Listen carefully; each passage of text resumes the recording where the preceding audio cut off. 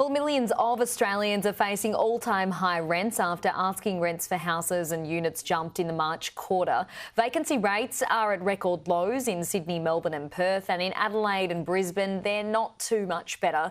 But there may be relief on the horizon. Joining me now is property agent Eric Wong. Eric, thanks for your time today. Lovely to see you. I mean, the rental market is pretty cutthroat at the moment. There's no doubt about that. What's your advice for those wanting to get into the market?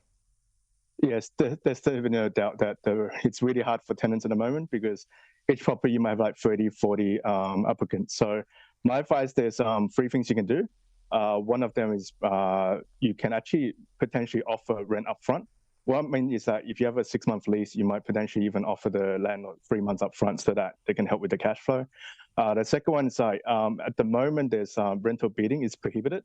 So tenant can actually offer more rent, but then the agent cannot ask for it. So some of the tenant actually will offer more rent upfront, and then sometimes you might go, why would the agent not come back? Because we can't. So that's another thing. But if obviously offering rent upfront and increasing more rent is actually increasing the financial burden.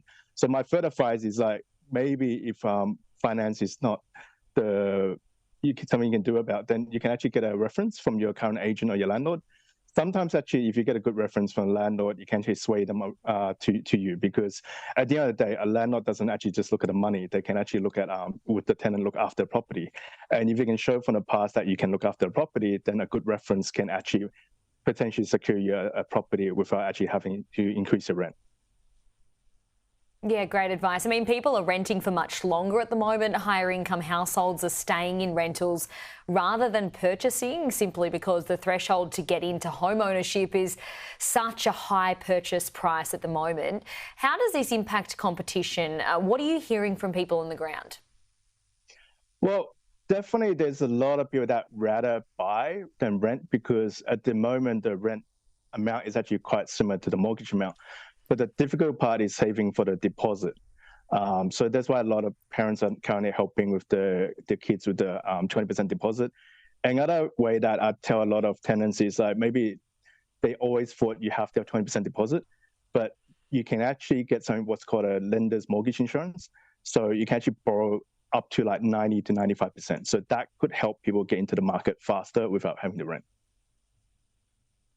I mean, is there relief on the way? A lot of people are doing it tough. Some people struggling to actually buy a home at the moment. Then on the other hand, as we've been speaking about, rent is hard, rent is increasing, and it's also an extremely competitive market when it comes to the rental market. Is there relief on the way in your perspective? Potentially, because what we see on the ground is there is actually less and less people looking to rent now because of the rent being so high. A lot of people actually staying put and trying to negotiate with the current landlord to potentially, just if they're looking for $100 more, if they can stay for another $50 instead of $100 increase. There is definitely, I think the supply might actually start to increase when people start to move out, when they buy their new home and whatnot. So there could be relief coming soon. Okay, great advice. Eric Wong, thank you so much for your time today. Great discussion. No, thank you.